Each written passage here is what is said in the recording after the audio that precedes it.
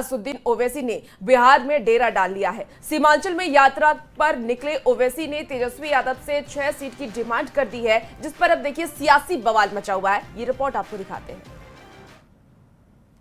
MIM party alliance के लिए तैयार है। बिहार में विधानसभा चुनाव को लेकर सीट बंटवारे पर सस्पेंस बरकरार है। हालांकि सत्ता पक्ष एनडीए और विपक्षी महागठबंधन के खेमों में लगातार बैठकों के बाद ये दावा किया जा रहा है कि सीट बंटवारे पर सहमति बन गई है, सिर्फ घोषणा बाकी है। इसी सियासी गहमा गहमी के बीच एआईएमआईएम के प्रमुख असदुद्दीन ओवैसी ने एक बार फिर से नेता प्रतिपक्ष तेजस्वी यादव से गठबंधन की गुजारिश की है। महज 6 सीटों की डिमांड कर रहे ओवैसी किसी भी तरह महागठबंधन का हिस्सा बनना चाहते हैं। और फिर अख्तर ईमान साहब ने अपने आखिरी खत में ये भी कहा है कि हमको अब 6 सीट दे दीजिए। अब ये उनको फैसला करना है। असदुद्दीन ओवैसी हूं या एआईएमआईएम के बिहार अध्यक्ष अख्तरुल ईमान, लगातार दोनों नेता पूर्व सीएम लालू प्रसाद और नेता प्रतिपक्ष तेजस्वी यादव से संपर्क साधने की कोशिश कर रहे हैं। अख्तरुल ईमान के कई पत्रों का जवाब न तो लालू प्रसाद दे रहे हैं और न ही तेजस्वी किसी भी लेटर का भाव ही दे रहे हैं। हालांकि पिछले चुनाव में बम्पर प्रदर्शन के आधार पर एआईएमआईएम इस बार किसी भी तरह महागठबंधन का हिस्सा बनने को बेकरार है। यही वजह है कि जब लालू तेजस्वी ने बिहार अध्यक्ष अख्तरुल ईमान के लिए दरवाजा नहीं खोला तो खुद ओवैसी चुनावी मैदान में उतर चुके हैं। इस पर आरजेडी के नेता तो कुछ नहीं कह रहे, लेकिन कांग्रेस ये जरूर कह रही है कि ओवैसी सिर्फ मीडिया में आकर माहौल बना रहे हैं। ओवैसी जी ने इंडिया गठबंधन के किसी लीडर से बात किया है, सिर्फ मीडिया में माहौल बनाने से काम नहीं चलने वाला है। आपको एक तय करना होगा कि आप किसके साथ हैं। बार बार महागठबंधन का दरवाजा खटखटा रहे ओवैसी ने सीमांचल में अपना डेरा डाल दिया है। न्याय यात्रा पर निकले ओवैसी सीमांचल के 4 जिलों किशनगंज, अररिया, कटिहार और पूर्णिया में 27 सितंबर तक जगह जगह रोड शो करने जा रहे हैं। ओवैसी की नजर सीमांचल की 24 सीटों पर है, जहां पिछले चुनाव में मुस्लिम बहुल 5 सीटों पर एआईएमआईएम ने जीत का परचम लहराया था और सबसे ज्यादा महागठबंधन को नुकसान पहुंचाया था।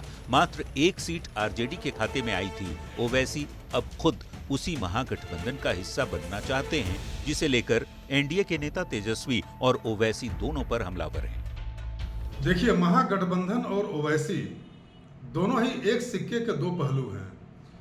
दोनों ही सीटों की राजनीति और तुष्टिकरण की राजनीति करते हैं। असदुद्दीन ओवैसी जैसे सांप्रदायिक लोग को बिहार की राजनीति में कहीं कोई स्थान नहीं है और न ही इस चुनाव में किसी प्रकार का कोई प्रभाव। बार बार प्रस्ताव ठुकराए जाने के बावजूद ओवैसी ने हार नहीं मानी है। ताजा बयान के बाद चर्चा तेज है कि ओवैसी अभी भी तेजस्वी की ओर टकटकी लगाए बैठे हैं। ऐसे में देखना होगा क्या तेजस्वी यादव ओवैसी के लिए महागठबंधन का दरवाजा खोलते हैं या फिर नहीं। पटना संवाददाता आनंद अमृतराज के साथ ब्यूरो रिपोर्ट, न्यूज़ 18। खबर पटना से है, जहां बिहार सरकार में नगर विकास मंत्री जीवेश मिश्रा ने विभाग की उपलब्धियां गिनाई। इस दौरान उनके निशाने पर नेता प्रतिपक्ष तेजस्वी यादव रहे। उन्होंने कहा कि तेजस्वी यादव 17 महीने नगर विकास मंत्री रहे, लेकिन वे विभाग में 4 दिन भी नहीं गए। फाइल घर पर मंगवाते थे, वे विभाग में नहीं गए और काम समय से पूरा नहीं हुआ। महीने तेजस्वी यादव जी की सरकार थी और 17 महीने इस विभाग के वो मंत्री थे। 5 विभाग के मंत्री थे, जिसमें एक ये भी विभाग उनके जिम्मे था। इस विभाग में उन्होंने क्या किया कि होर्डिंग टैक्स बढ़ा करके 3 गुना कर दिया।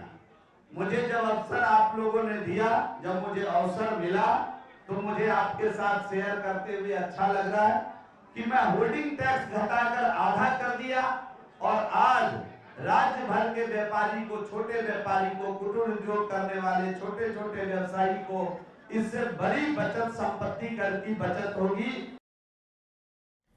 देखिए, खबर अब आरा से है, जहां पूर्व केंद्रीय मंत्री और आरा के पूर्व सांसद आरके सिंह अब अपनी पार्टी के खिलाफ खुलकर के बगावती तेवर में नजर आ रहे हैं। दरअसल आरा में आयोजित राजपूत समाज के कार्यक्रम में पूर्व मंत्री आरके सिंह ने साफ कहा है कि पार्टी और शीर्ष नेतृत्व लगातार राजपूत समाज की अनदेखी कर रही है और इस उपेक्षा से नाराज होकर के आरके सिंह अपनी अलग पार्टी बनाने पर विचार कर रहे हैं। आरके सिंह ने आरोप ये भी लगाया है कि लोकसभा चुनाव के दौरान पार्टी और एनडीए गठबंधन के बड़े नेताओं ने उनके साथ भीतरघात किया। किसी के विरुद्ध पक्षपात नहीं करते, हम लोग न्याय प्रिय है, लेकिन आप हमको अगर रौंदिएगा पैर के तले तो हम उछल करके मारेंगे ना डंक, मारेंगे कि नहीं मारेंगे?